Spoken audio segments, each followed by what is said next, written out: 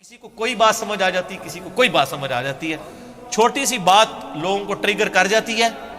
میں آپ کو بتاؤں، میری اپنی زندگی میں ایک چھوٹی سی بات جس نے مجھے ٹریگر کیا، میرے ایک آفس کے کولیگ تھے، نئی انہوں نے داڑھی رکھی، ان کے والد صاحب تعویذ دھاگے کا کام کرتے تھے، تو وہ نئے اس طرف آئے، نماز پہلے ہی پڑھتے تھے، مجھے انہوں نے 5000 روپے دیا۔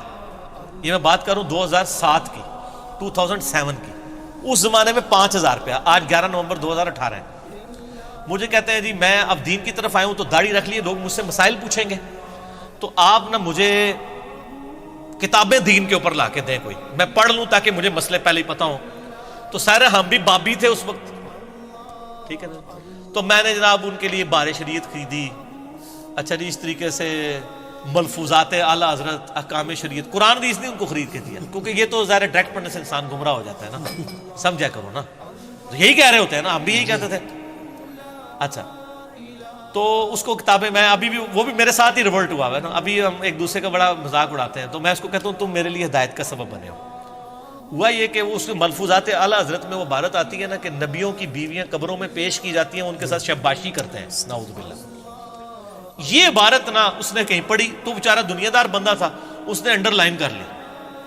اگلے دن آفس میں آ کے مجھے کہتا ہے یار یہ منو کیڑی کتاب تو لے کے دیتی ہے اللہ کے بندے، دیکھ دیکھ کے لکھے ہے۔ میں نے کہا کیا لکھا ہے؟ کہنا نہیں پہلے مجھے بتاؤ، اگر کوئی کہے کہ نبیوں کی بیویوں کو قبروں میں پیش کیا جاتا ہے ان کے ساتھ شاباش، میں نے کہا استغفر اللہ، اتنی گستاخانہ بات لکھی ہوئی ہے؟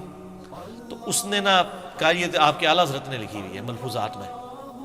مسئلہ 71B ہے میرا، انڈیا اور پاکستان کے بزرگوں کی 19 گستاخانہ عبارات کا تحقیقی جائزہ، جو سر سینکڑوں نہیں ہزاروں لوگوں کی اصلاح کا سبب ایک لیکچر بنا ہے الحمدللہ۔ مجھے وہ کہتا ہے یہ دیکھو لکھا ہے۔ اب جب اس نے کہا نا اعلیٰ حضرت نے لکھا ہے، اب میرے لیے اعلیٰ حضرت سے اختلاف اسی طریقے سے جیسے کیسے کوئی صحابی سے کوئی اختلاف کر دے، اور میں پہلے کہہ بھی چکا ہوا تھا، تو میں نے درمیان کا میں نے کہا یار یہ مس پرنٹنگ ہوگی۔ وہ کہتا ہے یار مس پرنٹنگ کو چھوڑو، اگر یہ انہوں نے لکھا ہے تو یہ غلط ہے، کہ میں نے کہا غلط ہے، انہوں نے بھی لکھا ہے۔ بس سر یہ ایک قبولیت کا لمحہ تھا، اللہ نے میری بات سن لی کہ میں غلط کو غلط کہنے کی جرت رکھتا ہوں۔ جب پہلی دفعہ میرے سامنے آیا، میں کتنے دن پریشان رہا کہ یار اتنے بڑے بڑے بزرگ بھی غلطیاں کرتے ہیں، تو میں نے پھر تحقیق شروع کی۔ اسی دوران میں نے قرآن حکیم کا ترجمہ جو ہے نا پری ڈیٹرمنٹ ریزلٹس کے بغیر پڑھنا شروع کیا، آہستہ آہستہ آہستہ آہستہ چیزیں سمجھ آنا شروع کی، اور آج آپ دیکھ رہے ہیں کہ پوری دنیا میں انجینئر ہو رہی ہے۔ اس لیے نہیں کہ میری کو تعریف کر رہے ہیں، اس لیے وہ کہتے ہیں یار ایک ایڈی شے آ گئی ہے۔ وہ جو انجینئر کا فطرہ اٹھا ہے نا، وہ اہل حدیث تو ہم سے زیادہ پریشان ہے۔ سر تہاڈی پریشانی بھی نظر آ رہی ہے، تو سر وہ ہر گلی سے جو انجینئر نکل رہا ہے وہ اس لیے نکل رہا ہے کہ ہر گلی میں ایسے لوگ موجود ہیں جن کے دماغ میں ڈرل اور ان کو بات سمجھ آ جاتی ہے۔ ایک جملہ کسی کی زندگی بدل سکتا ہے۔ آپ دیکھیں نا، اوس اور خزرج کی جب لڑائیاں ہوتی تھی یہودیوں کے ساتھ، یہ جنگجو لوگ تھے، ہمیشہ جیت جاتے تھے، تو یہودی کہتے تھے بچو جی اونٹتے تسی جیت جاندے ہو، جب آخری نبی آئیں گے نا ہم ان کے ساتھ ملیں گے، پوری دنیا کو فتح ہم کریں گے، تو پھر ہمارا مقابلہ تم نہیں کر سکو گے۔ یہ یہودی ان کو تڑی لگاتے تھے۔ قرآن میں بھی اشارتاً ذکر ہے کہ اس نبی کے آنے سے پہلے سورۃ البقرہ میں تم اس نبی کے وسیلے سے اللہ کی طرف دعائیں کیا کرتے تھے، اس حوالے سے کہ اللہ اس نبی کو جلدی جلدی بھیج، اور آج جب وہ نبی آ گیا تو تم پہلے منکر ہو گئے یہودیوں۔ اچھا اب جب اوس اور خزرج حج کرنے کے لیے گئے نا مکہ اور مکہ شریف مدینہ شریف سے، وہاں ان کو پتہ چلا کہ ایک پیغمبر ہونے کا دعویٰ کر رہا ہے شخص محمد ابن عبداللہ، اور نبی علیہ السلام بھی مشرکین عرب کے خیموں میں جا کے ان کو اللہ کی بات کرتے تھے۔ حج کے موقع کے اوپر چونکہ پورے عرب سے لوگ آتے تھے، حضور کہتے تھے چلو یار انہوں نے میری بات نہیں سنی، یہی سن لیں۔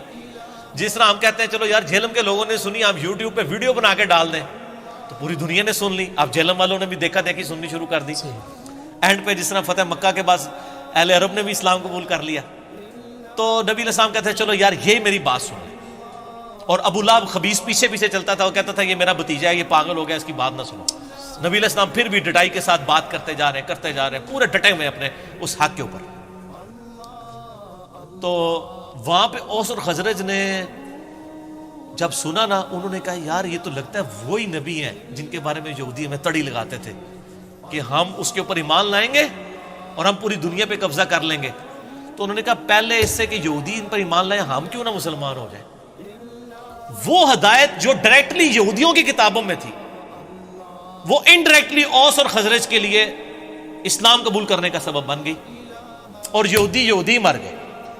ہائے ہائے ہائے، قرآن کی تفسیر لکھنے والے ایاک نعبد و ایاک نستعین بابوں کو پکارتے مر گئے، ان کا ترجمہ پڑھ کے لوگوں نے اللہ کو پکارنا شروع کر دیا۔ یہ قسمت کی بات ہے سر۔ اوس اور خزرج نے اسلام قبول کیا اور سر رومن اور پرشین امپائر پھر ان لوگوں نے گرائی ہے۔ اوس کے سردار تھے سیدنا سعد ابن معاذ، سعد ابن معاذ، جن کے بارے میں بخاری میں حدیث ہے اللہ کا عرش بھی ہل گیا ان کی وفات پہ۔